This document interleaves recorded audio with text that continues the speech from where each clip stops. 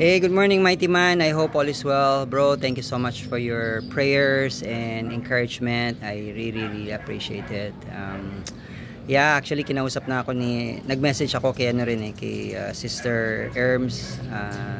Sabi nga niya, matin ako sa Friday para makapag-menace ako. Fruit or root, tama ka bro, para talaga ma-approach siya.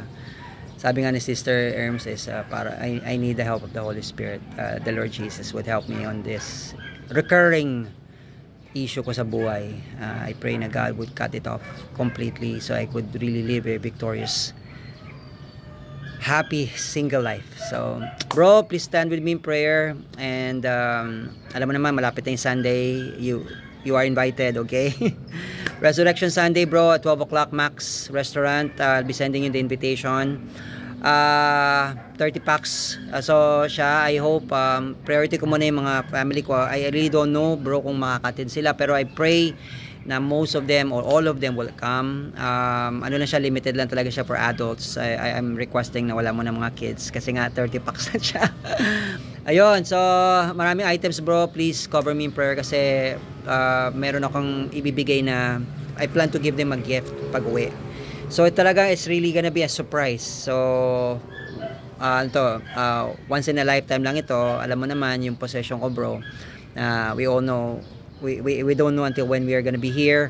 As much as I can, habang healthy pa, habang nandito pa ako, I wanna share my testimony to my cousins, mga relatives ko, kasi most of them don't know my story.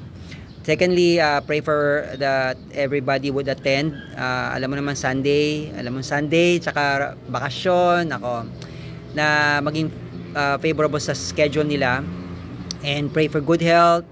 And I pray na their hearts will be ready as well. So as I share to them my story, testimony, and also I'll be inviting my Pastor Igor to share the gospel to them. And sabi nga niya, invitahin ko rin sa church. That's also my prayer, na nandoon lang naman yung church namin sa City Walk. So I pray na maka-attend din sila at 10 para tuloy-tuloy na kami sa Max by 12. So I'll be doing a video then as well, para ma-prepare na sila. If ever they're available, I can send them, I can meet them there. So by 10, let's pray for that.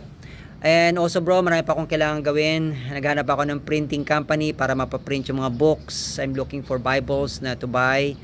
Also may USB pa ako kasi may soft copy pa siya. So yun lang bro, for 2 days I need to prepare. Medyo nagkakram na naman ako. I need to work on planning ahead. So yun, I pray that the favor of the Lord will rest upon me. It's not about me bro, it's about God. I'm just being obedient to the Lord. I want to obey to share the gospel to my family. Alam mo naman, di ba, na our family is our priority habang nandito pa tayo sa mundong ito. Ayun, brother, thank you so much. God bless you. See you soon. Bye.